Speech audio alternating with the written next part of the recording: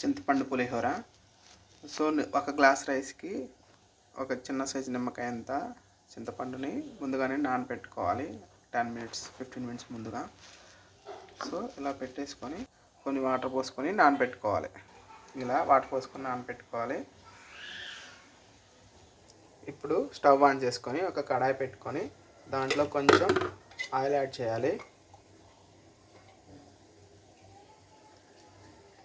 So ఎలా చేస్తే చింతపండు పులిహోర అనేది సూపర్ వస్తుంది. సో నిమ్మకాయ పులిహోర కూడా సేమ్ ప్రొసీజరు, బట్ చింతపండు ప్లేస్లో నిమ్మకాయలు అనేది యాడ్ చేసుకోవాలి. సో ఈ ఆయిల్ ఎందుకంటే మనకి పోపు దినుసులు పల్లీలు వేయించుకోవడానికి. ఈ ఆయిల్ కొంచెం హీట్ ఎక్కిన తర్వాత కొన్ని పోపు దినుసులు యాడ్ చేసుకోండి. మంటని లో ఫ్లేమ్లోకి మార్చుకోండి. ఆయిల్ ఆల్రెడీ హీట్ ఎక్కింది, సో అందుకే లో ఫ్లేమ్లోకి పెట్టుకోమన్నాను, లేదంటే తాలింపు మాడిపోతుంది. తర్వాత కొన్ని పల్లీలు కూడా యాడ్ చేసుకొని గరిటెతో ఒకసారి తిప్పండి.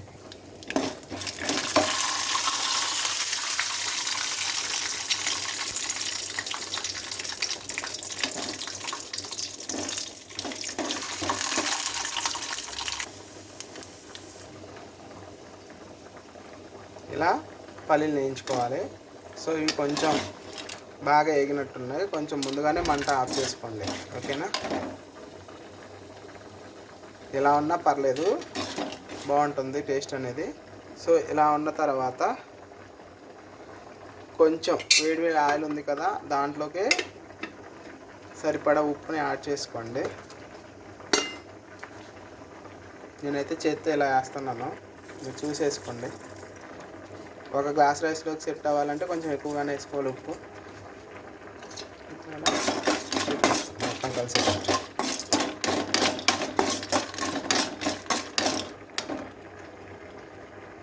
ఈ పక్కన ఒక ప్లేట్లోకి ట్రాన్స్ఫర్ చేసుకోండి. ఎంచుకున్న పల్లీలు అండ్ పోపు దినుసుల్ని సేమ్ ఇప్పుడు అదే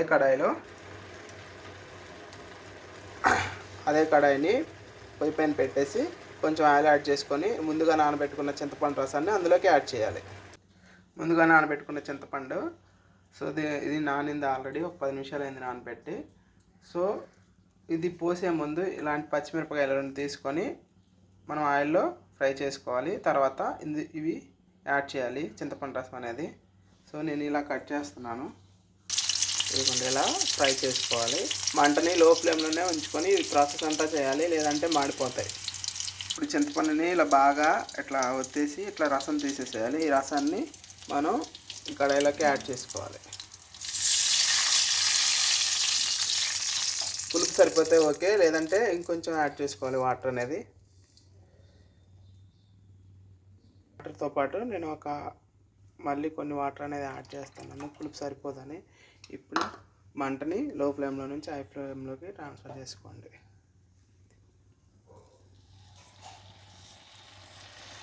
ఇది బాగా ఉడకాలి. ఉడికినప్పుడే మనకి గ్రేవీ అనేది వస్తుంది. అప్పుడు కొంచెం పసుపు అనేది యాడ్ చేసుకోవాలి, నేను చూపిస్తాను.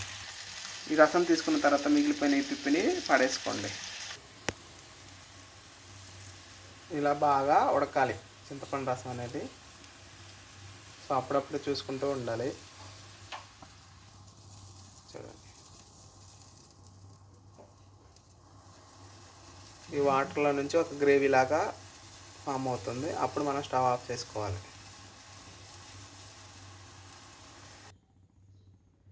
ఇప్పుడు మంటని సిమ్లో పెట్టుకొని కొంచెం పసుపు అనేది యాడ్ చేసుకోవాలి. ఇప్పుడు మంటని మళ్ళీ హై ఫ్లేమ్లో పెట్టుకొని కొంచెం సేపు ఉడికించుకోవాలి. ఆల్రెడీ మనకి గ్రేవీ ఫామ్ అయ్యింది.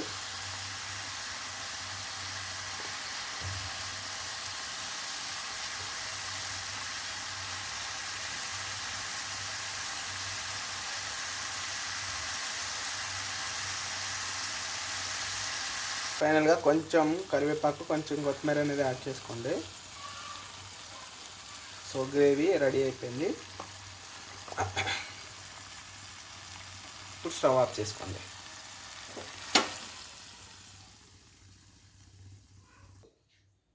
ముందుగా ఉడికించుకొని పెట్టుకొని పక్కన ఉంచుకున్న రైస్ని ఒక బౌల్లోకి ట్రాన్స్ఫర్ చేసుకోవాలి.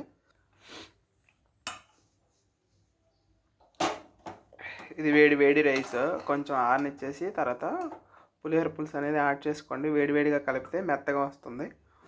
ఒక 2 మినిట్స్ అట్లా ఇట్లా ఒక ప్లేట్లోకి తీసేసుకొని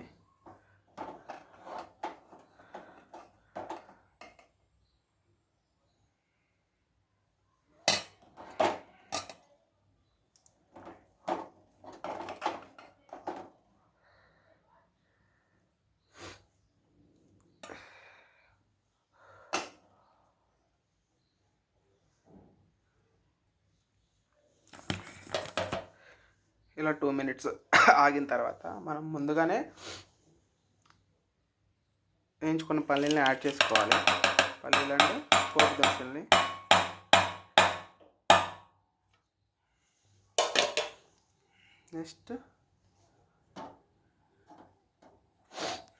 నెక్స్ట్ మనం ఉడికించిన చింతపండు రసాన్ని కూడా యాడ్ చేసుకున్నాను.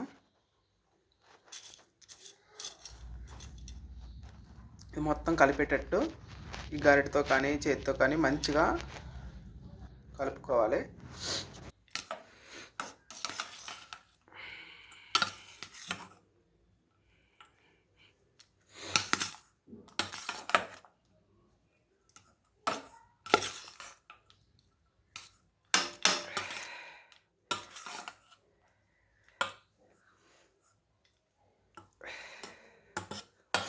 అంతే, కమ్మనైన పులిహోర రెడీ. చాలా ఈజీ ప్రాసెస్ అండి.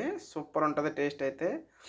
చాలామంది చాలా ఇంగ్రీడియంట్స్ యాడ్ చేస్తుంటారు. సో అవి ఒక్కొక్కసారి మంచిగా వస్తాయి, ఒక్కొక్కసారి రావు. జస్ట్ సింపుల్ ప్రాసెస్లో ఇలా చేసుకుంటే పులిహోర అనేది సూపర్ టేస్ట్ వస్తుంది. చింతపండు పులిహోర అయినా నిమ్మకాయ పులిహోర అయినా.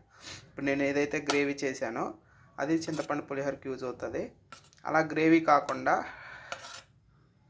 ఈ పల్లీలు ఇవన్నీ వేయించుకున్న తర్వాత 2 లెమన్స్ తీసుకొని ఆ గ్రేవీ బదులుకి ఇందులో పిండేసుకోవాలి. కొంచెం ఆయిల్లో కొంచెం పసుపు అనేది యాడ్ చేసుకొని ఆ పసుపు అనేది ఇందులో యాడ్ చేసుకుంటే లెమన్ అంటే నిమ్మకాయ పులిహోర కూడా చేసేసుకోవచ్చు. అది ఇంకొక రోజు చూపిస్తాను. సో టేస్ట్ అయితే సూపర్ ఉంటుంది. మీరు కూడా ఒకసారి ట్రై చేయండి. చూడండి, కమ్మనైన పులిహోర.